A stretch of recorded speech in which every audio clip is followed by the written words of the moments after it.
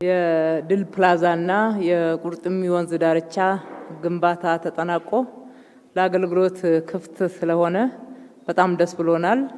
እንኳን ደስ ያላችሁ ማለት እወዳለሁ። ይሄ አካባቢ ምናልባት በአካባቢው የምትኖሩ የምታውቁት ሰዎች የነበረው የቆሻሻ መጣያ በላስቲክ ሰዎች ቤት ሰርተው እንደ ገደል አካባቢ ተቆጥሮ ጥቅም ላይ ያልዋለ ያነሳ ነው። በአጠቃላይ ወደ 1000 ሰው አካባቢ ነው።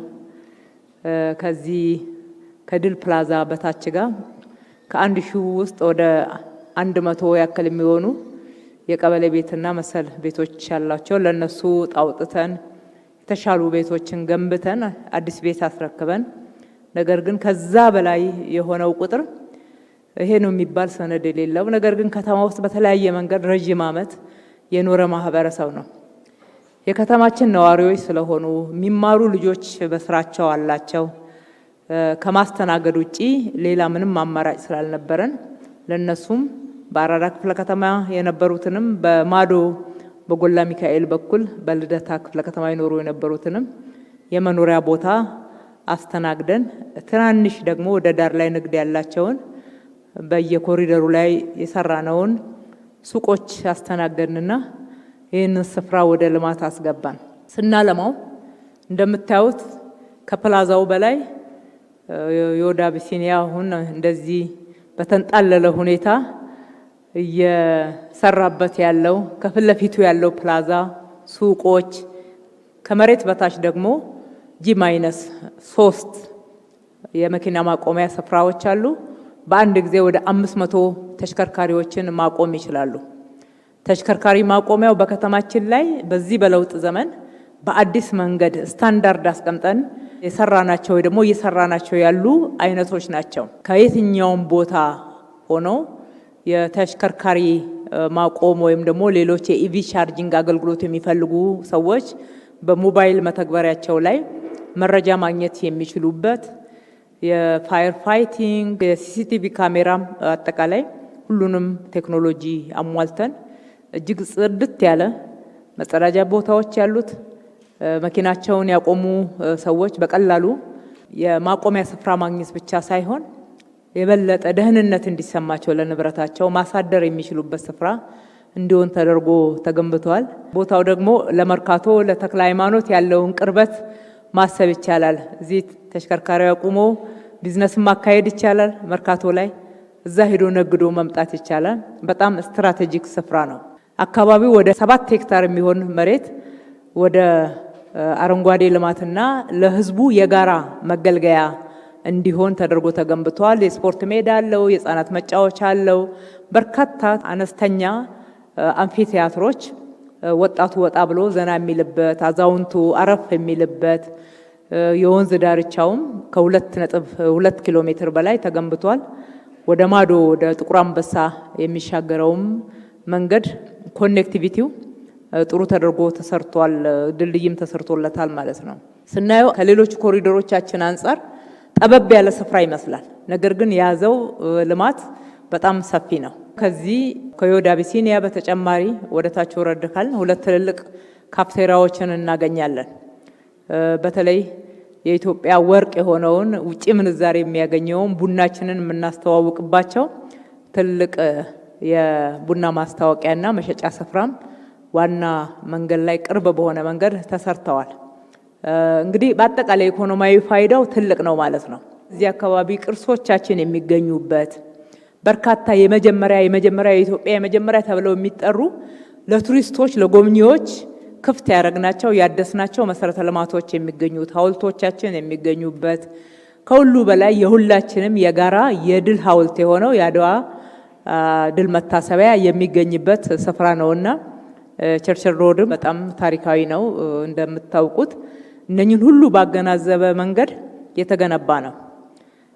ይሄንን ገንብተን ሌሎች ኮሪደሮቻችን አካባቢም የልማት ተነሺ የሆኑ የከተማችን ነዋሪዎች ቢዝነሳቸው እንዳይቋረጥ እዚህ ስፍራ ላይ ደግሞ ቢሰሩ የሚመጥን አገልግሎት አላቸው። ለጎብኚዎች በቀላሉ ማስተናገድ የቱሪዝም መስህብ ተጨማሪ ግብአት መሆን ይችላሉ ብለን ስናስብ ጥሪ ያደረግንላቸው በተለይ በቦሌ ብራስ መስመር ላይ ያሉ የወደ አቢሲኒያንም ጨምሮ እዚህ ጋር ስዕልና ሱቆች ይዘው የገቡትንም ጨምሮ በግብዣ ነው ወደዚህ ስፍራ ያመጣናቸው። እዛ ስፍራ በርካታ ሰው ይጠቀምበት ይገዛ እንደነበረ እናውቃለን። ቢዝነሳቸው እንዲቋረጥ አልፈለግንም። በዋናነት ይሄ ነው እኔን እንድንወስን ያደረገን። ስለ ከተሜነት ስናወራ ከተሜነት እንደው በራችንን ዘግተን በየግል መኖሪያ ቤቶቻችንና ቢዝነሳችን ህንጻ ውስጥ ብቻ የምንኖርበት አይደለም። ከተሜነት ጽዳት፣ ከተሜነት ውበት፣ ከተሜነት አረንጓዴ ልማት፣ ከተሜነት ጽዱ ጤናማ የመኖሪያ አካባቢ ነው። ለመኖር ምቹ የሆነ ከተማ የምንለው ይህን ሲያሟላ ነው። በተጨማሪ አገልግሎት መስጫዎች መንገዶቻችን ለትራፊክ ማሳለጥ በጣም የተመቹ እንዲሆኑ በቂ የመኪና ማቆሚያዎች ያሉን፣ እንደዛ ካልሆነ በስተቀር ከተሜነት መስፈርትን አናሟላ። አዲስ አበባ በዚህ ደረጃ የከተሜነት መስፈርትን በሚገባ ካላሟላች የኢትዮጵያ ከተሞች ከየት ይማራሉ? አዲስ አበባ ፈርቀዳጅ ሆና የመማሪያ ልምድ ማካፈያ ስፍራ መሆን አለባትና ዛሬ ወደዛ ደረጃ ስለመጣች የከተማችን ነዋሪዎች አብረን የሰራ ነው ውጤታማ ስለሆን እጅግ ደስ ይለናል። እንኳን ደስ ያላችሁ ማለት እወዳለሁ። እንግዲህ ስራ ስንሰራ ብቻችንን የምንሰራው ነገር የለም። እንደ ከተማ አስተዳደር እናስተባብራለን። ማህበራት አሉ። በግል ደግሞ በሰራነው ላይ አዳዲስ እንደዚህ ጨማምረው አሳምረው የሚሰሩ ጎበዞች አሉ።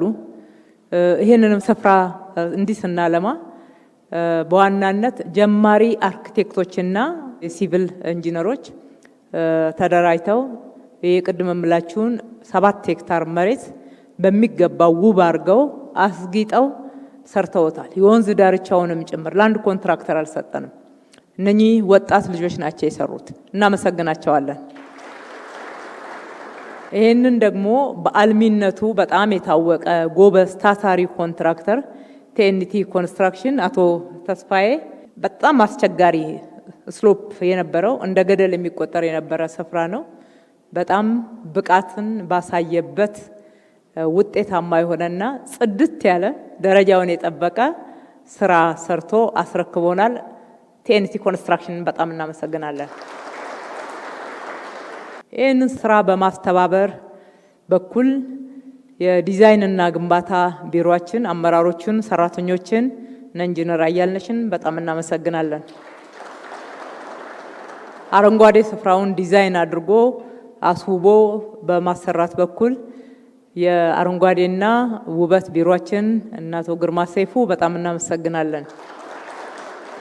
መንገዱን በጣም በቅርብ ነው ዲዛይን ተደርጎ ለኢኮኖሚ ያለውን ከፍተኛ ፋይዳ መነሻ በማድረግ ይህም ፓርኪንግ በተሟላ ሁኔታ አገልግሎት እንዲሰጥ እንዲሰራ በራስ አቅም የአዲስ አበባ መንገዶች ባለስልጣን እንዲሰራው ሰጥተን 1 ወር ባልሞላ ጊዜ ውስጥ ከነድልድዩ ጨርሶ ይሄው ዛሬ ክፍት ሆኗልና አክራን በጣም እናመሰግናለን።